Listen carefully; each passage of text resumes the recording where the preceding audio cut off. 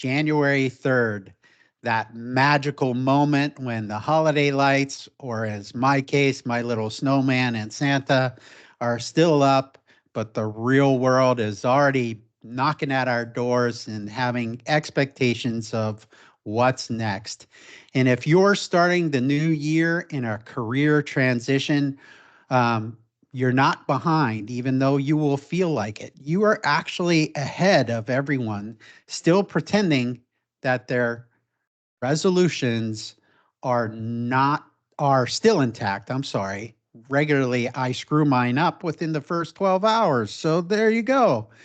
Today, we're talking about the new year pivot and what we can do when we have that pressure of a career change, or maybe even it hasn't hit yet, but you know that that impending doom may be on the horizon.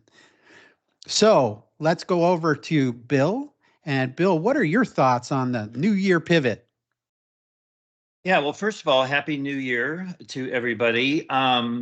It's funny. I think for the holidays, I'm always relieved when January 1st comes along because it's like life gets back into the swing of things.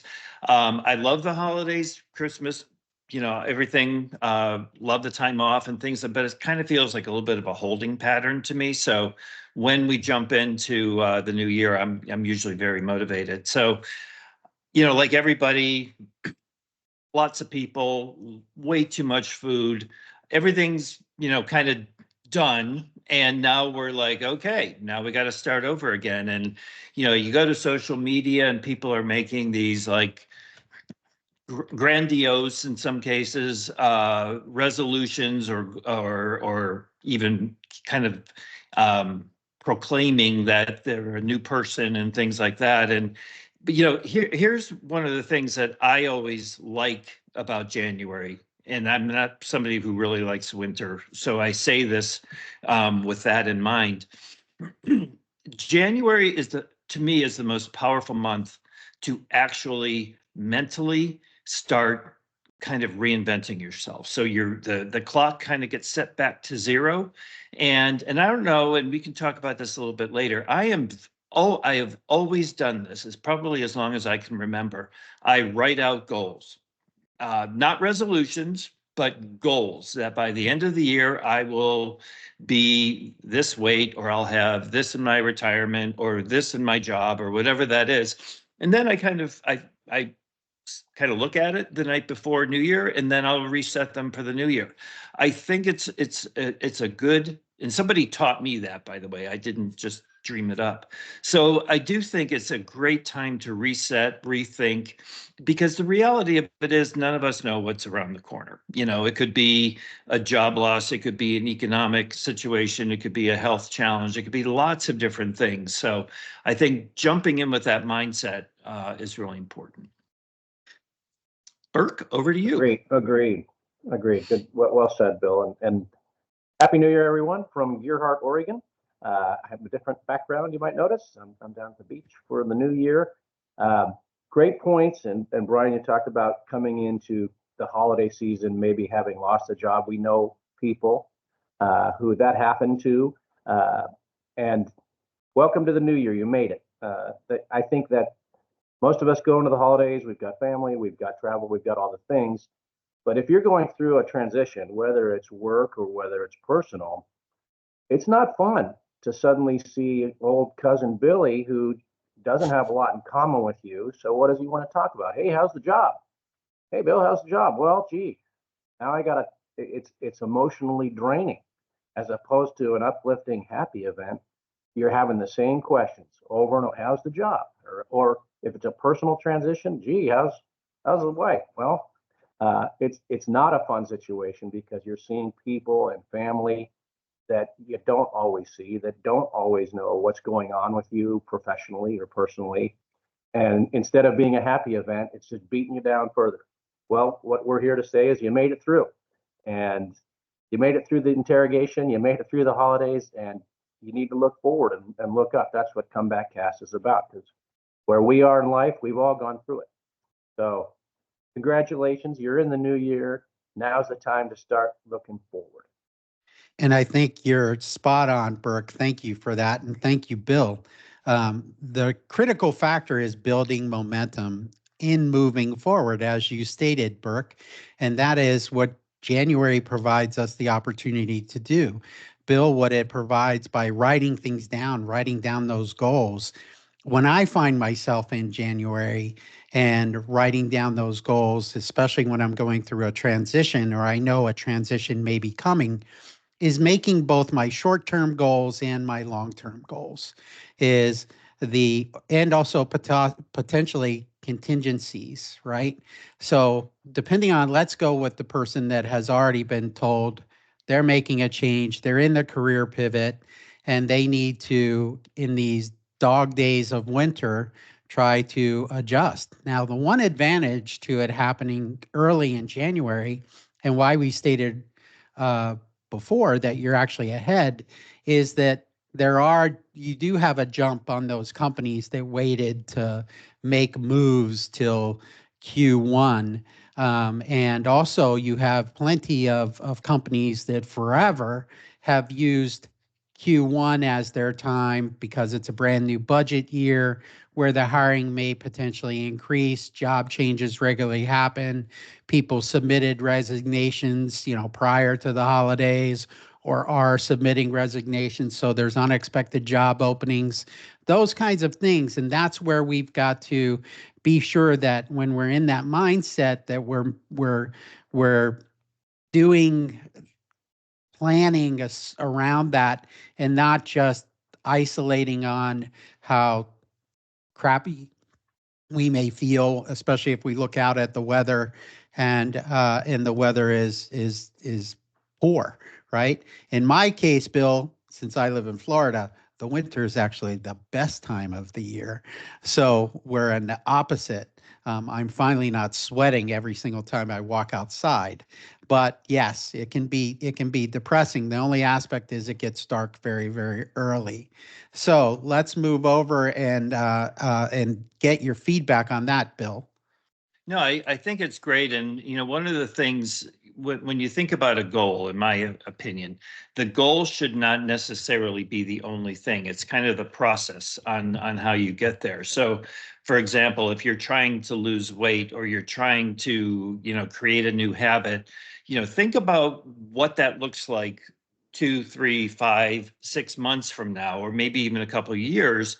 A diet, if you're trying to lose weight, focus on the health part of it, or instead of starving yourself, or instead of doing something where you want to instantly see results. And when you don't get them, then you get demotivated.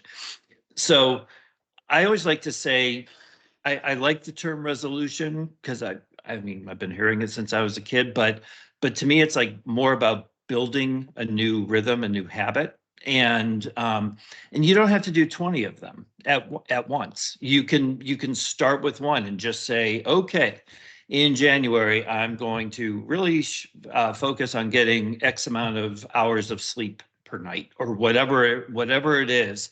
And when you get that extra hour of sleep, then you have more energy maybe the next day to do something else, and then you're eating better. So things build on each other as well. So they don't have to necessarily be these one-off check kinds of things. The other important part of it, I think, is the mindset.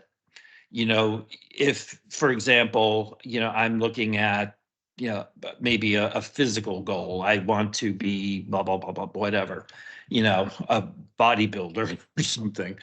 And, if I try to do that only by, pushing weights and, killing myself, lifting these weights and trying to transform myself into a 30-year-old, I'm going to be disappointed. And so for me, it's more about thinking and really trying to get that mindset of, I am healthy, I am height weight proportional, I am whatever. And you start telling yourself that you actually are these things instead of frantically trying to do stuff that you hope is going to get you there. And so I think really getting that mindset it's a little new agey, but I think it really, I mean, professional athletes do it all the time. They get into the, onto the field, and they've already imagined that they're going to win and how they're going to win and how they're going to feel like, and all those kinds of things. So I think it's a really important discipline and rhythm to get in, and it carries you throughout the year if you're really serious about it. Hey, so Burke, in that frame of reference, I'm in that career transition. I'm feeling down. I feel the weight of all of the family pressures. Yep. Carry that forward. You gotta let it go. And I think we now, particularly in today's world, are just all looking for instant gratification. I need it now. I find myself in that trap frequently. So I think it's important to, number one, let it go. It was probably way beyond your own performance. It was a business decision. It was a personal decision, but you got to let that go, and then kind of use some reflection and pace yourself a little bit. And it doesn't have to happen this second. It doesn't have to be the first thing that comes to you. You embrace this time as a time to pivot and to try new things, like we are with Comeback Cast. Hopefully we're getting better as you're following along with us, but pace yourself, find a mentor, somebody that's outside of the work world, a friend, a mentor from your past, somebody that you trust that's outside of that you can confide in, and spend some time really reflecting with and speaking honestly. But go forward. It's time to move forward. And that's the good thing about a new year. A little bit campy to say, oh, the new year, everything's new. We all know that better than that, but it is a good time to take a pivot and make a positive move forward. Well, we are on January 3rd.